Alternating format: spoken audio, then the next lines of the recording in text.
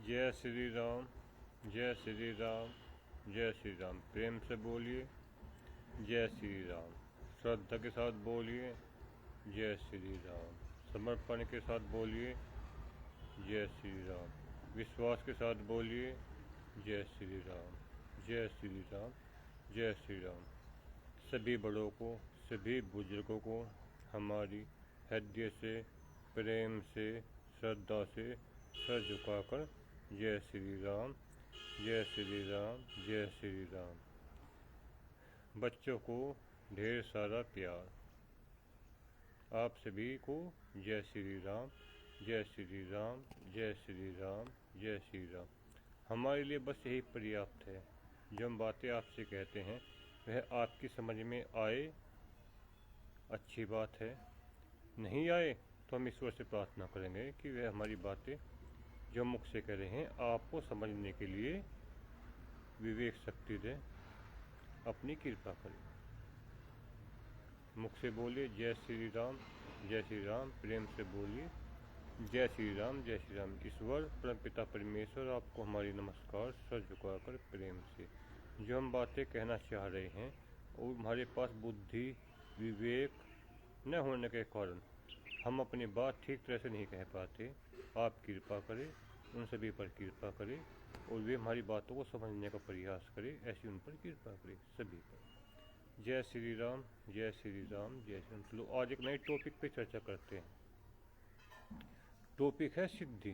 सुना आपने कभी मंत्र सिद्धि के बारे में कि मंत्र सिद्धि, भाई फला महात्मा के पास तो मंत्र सिद्धि है, उन्होंने मंत्र की साधना कर रखी है, उसने कोई साधना कर रखी है। आपने कभी सुना होगा, हमने भी सुना है कि फला महात्मा के पास, फला तांत्रिक के पास, फला तपस्वी के पास या उस व्यक्ति के पास सिद्धि है। अब उन्होंने सिद्धि कैसे करी? मंत्र जाप कर कर करी, किसी इष्ट की सेवा कर कर करी, किसी धाम की सेवा करके करी। देखो, सिद्धि कभी भी मुफ्त में नहीं मिलती। सच्चाई तो यह है कि इस पृथ्वी पर कोई भी चीज़ मुफ्त पे नहीं मिलती। उसकी एक अपनी कीमत होती है। उस कीमत को देकर ही वह वस्तु प्राप्त कर सकते हो। अगर वह वस्तु आप उसकी कीमत के बिना लेने का प्रयास करोगे, या तो फिर आप मुफ्तखोर कहलाओगे या फिर आप चोर कहलाओगे। फ्री में दो ही तरह से चीज़ मिल सकती है, या तो मुफ्तखोर बनकर या उसको चुरा कर। और मुफ्तखोर बनकर आप लोगे तो आपका स्वाभिमान, आत्मसम्मान को ठेस पहुंचाएगी। चोरी कर कर अगर लोगे तो आपको समाज में अपनी मान प्रतिष्ठा को ठेस पहुंचेगी, नुकसान पहुंचेगा। इसलिए हमें प्रयास करना चाहिए किसी भी चीज़ को उसकी कीमत देकर जब लेंगे उसमें हमारा आत्मसम्मान भी बना रहेगा। अभी ये जैसे मंत्र की सिद्धि की बात कर रहे हैं हम, ये सिद्धि फ्री में नहीं होती। इसके लिए मंत्र की साधना करनी पड़ती है, यज्ञ करना पड़ता है, भंडारा करना पड़ता है, किसी देवी देवता के धाम पे जाकर उसकी सेवा करनी पड़ती है, चालीसा का पाठ करना पड़ता है, काफ़ी शुभ कार्य करने पड़ते हैं जब हमें सिद्धि मिलती है।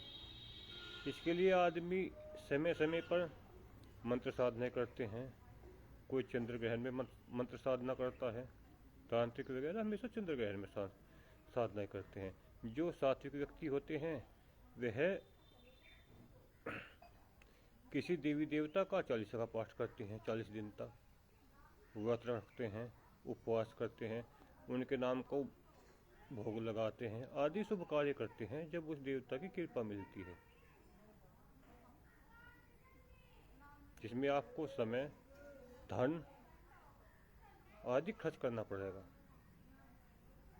भाई किसी धाम पे भी जाओगे, किसी देवता को भोग भी लगाओगे तो भोग कोई मुफ्त में तो मिलने का नहीं। मान लिया किसी को आपको केले चढ़ाने हैं तो केले को बाजार में से मुफ्त थोड़े ना आएंगे।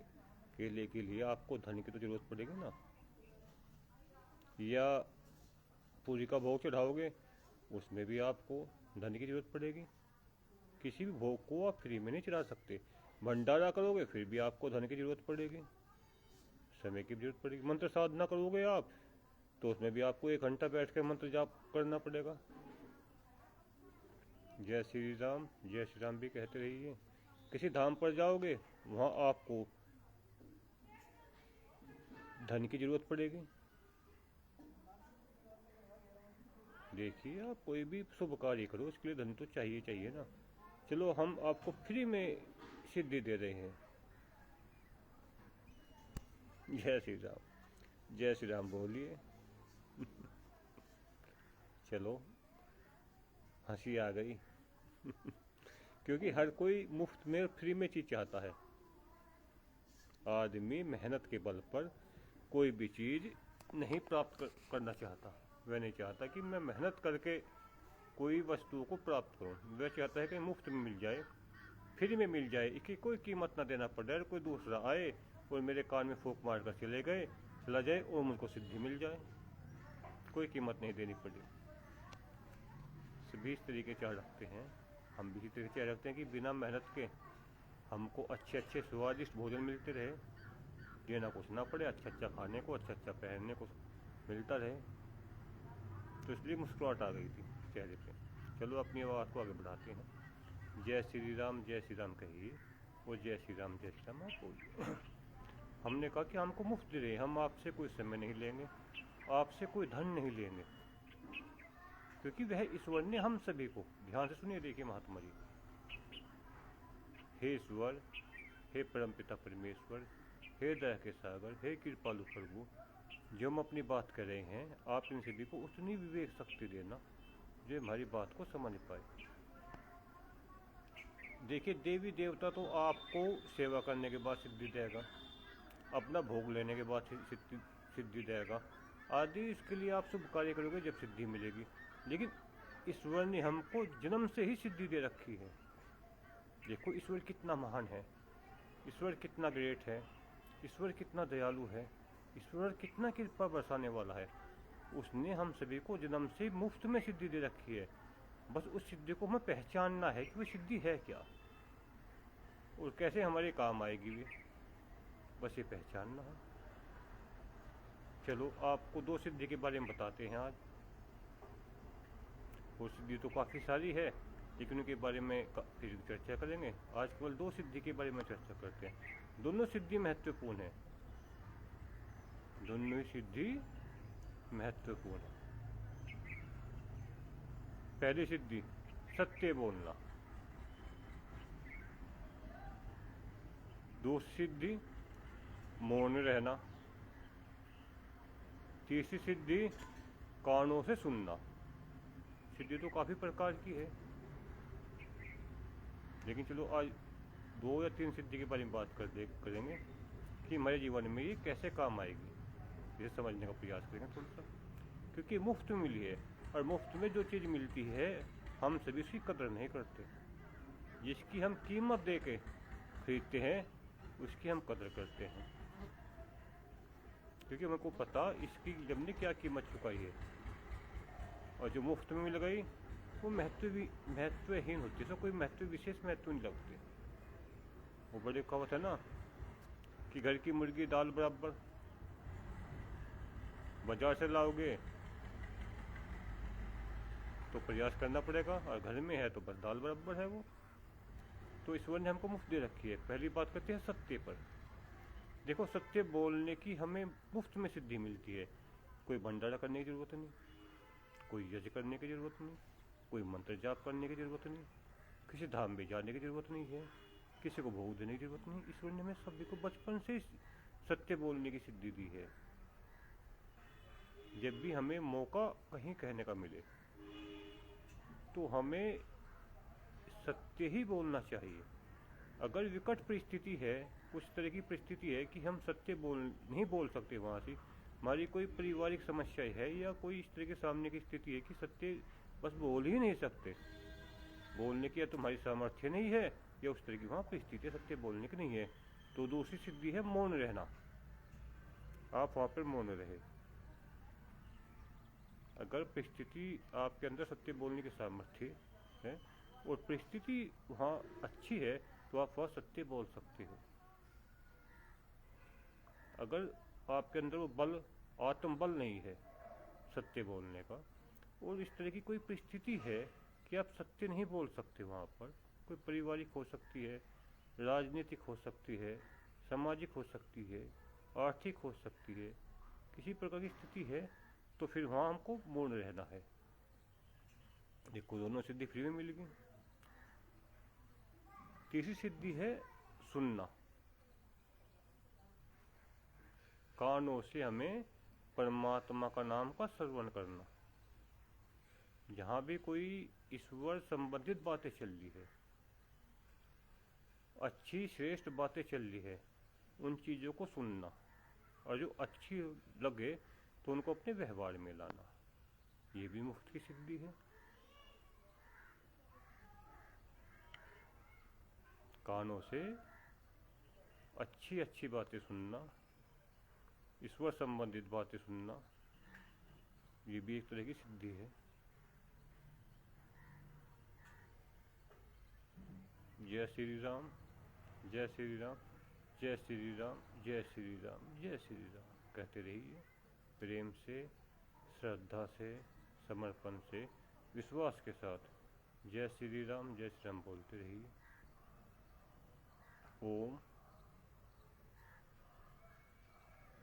है ना फिर? अब बात है कि आपने कहीं भी सत्य बोला,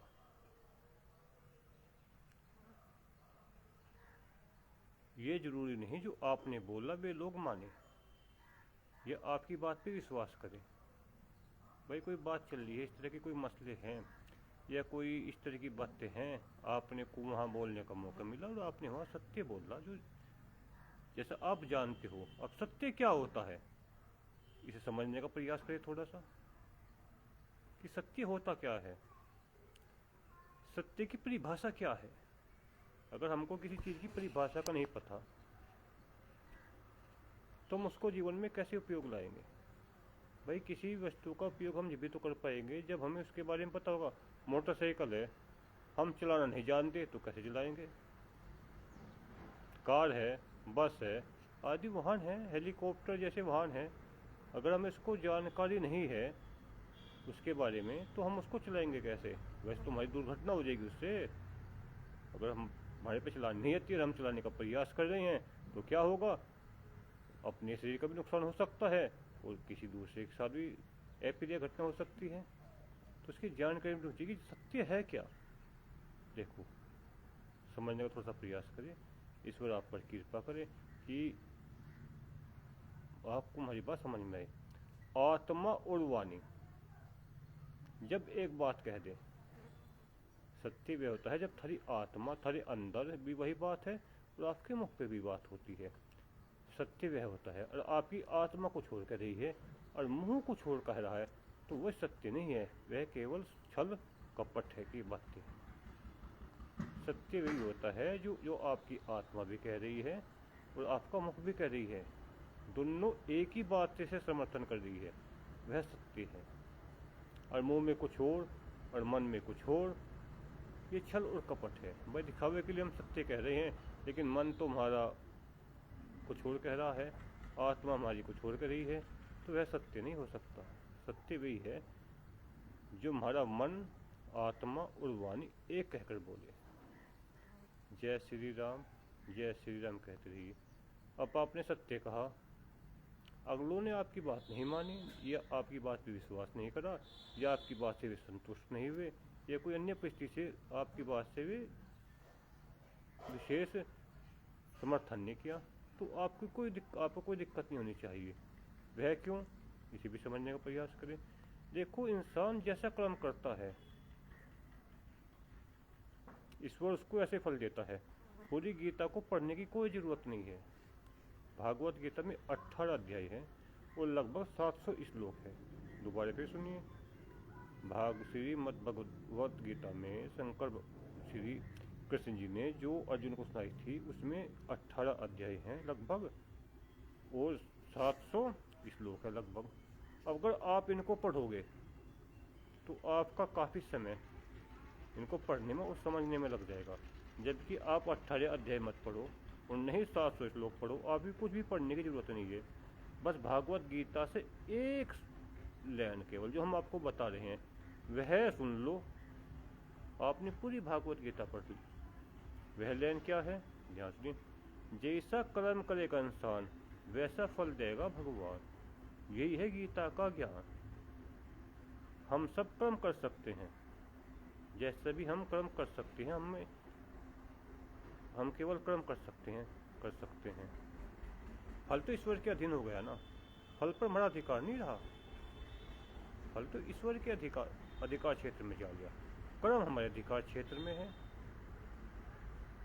तो इस बात को फिर दोहराते हैं, जैसा कर्म करेगा इंसान वैसा फल देगा भगवान, यही है गीता का ज्ञान। आपने वहां सत्य बोलकर अपनी बात कही, आपने शुभ और श्रेष्ठ किया। आने वाले भविष्य में आपका कर्म जब आपके पास ही लौट कर आएगा, इस जन्म में, अगले जन्म में, उसके अगले जन्म में, उसके अगले जन्म में, जब भी कभी आपके पास लौट के आएगा तो वह आपके लिए शुभ और अच्छा ही फल लेके आएगा, क्योंकि आपने वहाँ सत्य बोला। और सत्य नहीं बोला तो आप मौन रहे तो भी आपने शुभ कार्य किया।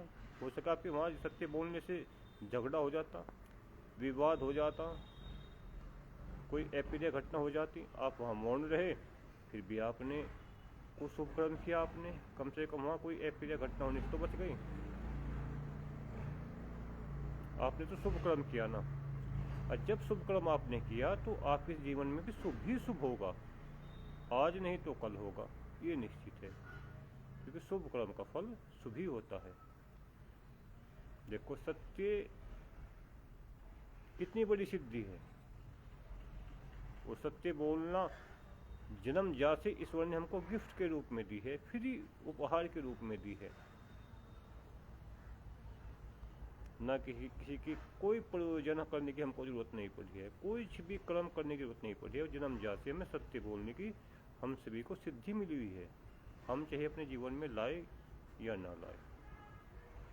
इसलिए आप सत्य की सिद्धि के बारे में बताया, एक मौन की सिद्धि कि अगर हम कहीं कुछ कहने में असक्षम हैं, क्योंकि कभी कभी परिस्थिति ऐसी हो जाती है कि हम वहाँ सत्य तो बोलना चाह रहे हैं और मन और आत्मा के साथ भी कहना चाह रहे, लेकिन अगला सुनने के लिए हमारी तैयार नहीं है, उसे हमारे पे विश्वास नहीं है, यह वह हमको सुनना पसंद नहीं करता, या उसके दिमाग में निगेटिवता अधिक भरी है, बहुत अधिक भरी है, तो हम मौन रहिए, आप कोई बात नहीं, आप मौन रहिए। मौन रहना भी एक सिद्धि है, मौन विरत के झगड़ों से बचाता है। ध्यान से सुनिए, अधिक बोलना और बेवजह बोलना, अधिक बोलना और बेवजह बोलना आपको विरत के झगड़ों में ही फंसाता है, विरत की उलझन ही आपके जीवन में लाता है।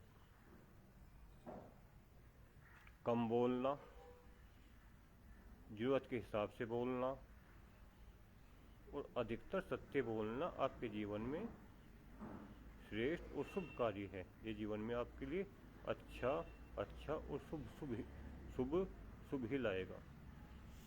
जय श्री राम, जय श्री राम, जय श्री राम कहते रहिए।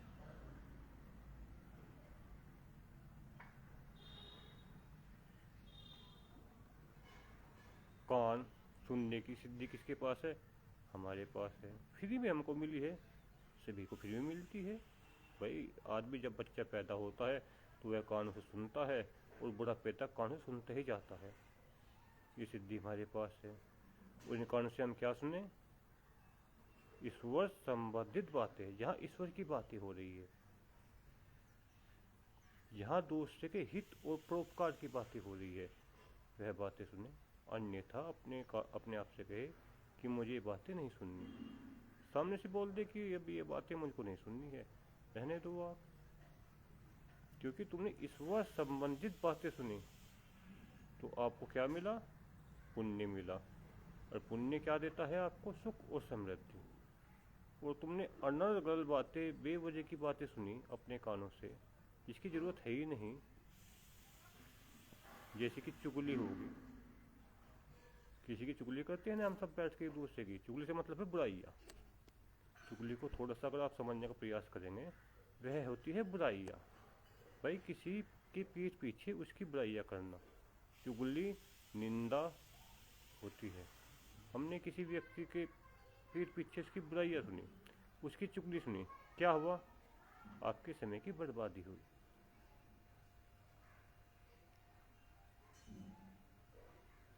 ठीक महात्मा जी। और आप अपने कर्तव्य से विमुख भी रहे, क्योंकि अगर हम किसी से मोहब्बत करते हैं, कोई हमारा प्रियजन है, उससे हमें प्रेम है, उसने हमारी ज़रूरत पड़ने पर हेल्प करी, उसने हमारी सहायता करी, और कोई आदमी उसके बारे में पीठ पीछे हमारे सामने चुगली करे, बुराई करे, और हमारे कान सुन रहे हैं, हम उस पर भी नहीं कह रहे भाई देखो भैया मैं इसकी बातें अच्छी हो तो बताइए, इस तरह की चुगलियाँ, इस तरह की बुराइयाँ मेरे सामने मत कहिए, तो अच्छा है। और आपने ध्यान लगा कर सुनी तो आपने कहीं ना कहीं उसके साथ तो छल कपट किया ना, उसके विश्वास को तो तोड़ा ना। यहाँ आप सत्य बोल सकते हो, बिना परेशानी के, बिना हिचकिचाहट के, बिना किसी समस्या के आप सत्य बोल सकते हो। देखो भैया मैं उससे प्रेम करता हूँ, वो जैसा कैसा भी है, वो मेरा अपना मित्र है, अपना रिश्तेदार है, अपना पड़ोसी है, अपना सगा संबंधी है, जो भी आप उसे मानते हो या जिससे भी जो भी आपको उससे नाता रहा हो, आप उसे कहिए कि यह तो मेरा अपना है, इसके बारे में बुराई नहीं सुनूंगा। भाई किसी की हो सके इसके बारे में कोई अच्छी बातें हो तो आप बताएं, और बुरी बातें हैं तो मैं नहीं सुनूंगा। यहाँ सत्य बोल सकते हैं आप। झूठ अगर बोलने की आपको नौबत आए जीवन में, तो केवल एक समय झूठ बोल सकते हो आप। वह झूठ भी सत्य से बढ़कर है। वह झूठ कब है? जहाँ प्रेम और परोपकार के भाव आपके मन में हो, वहाँ झूठ बोल सकते हो। जहाँ दूसरे के प्रति सद्भावना हो, प्रेम हो और परोपकार के भाव हो, वो सत्य से भी बढ़कर होता है। केवल जो कुछ ही परिस्थितियों में बोलना चाहिए, नहीं तो लगभग 90% आपको सत्य ही बोलना चाहिए। जो ईश्वर ने हमको मुफ्त में सिद्धि दी है सत्य की, उसी का प्रयोग करना चाहिए। केवल 10 या 20% ऐसी परिस्थिति आवेगी जहाँ हमको झूठ बोलना हमारे लिए और उनके लिए, दोनों के लिए हितकर है। जहाँ केवल प्रेम और परोपकार के भाव हो, सद्भावना हो, वहाँ आप झूठ बोल सकते हैं। निजी स्वार्थ के लिए झूठ बोलना, किसी पर्सनल कार्य के लिए झूठ बोलना, किसी अपने निजी कारण के लिए झूठ बोलना, किसी निजी जिसमें हमारा पर्सनल का स्वार्थ हो, हमारे परिवार का, हमारे रिश्तेदार का पर्सनल में स्वार्थ हो,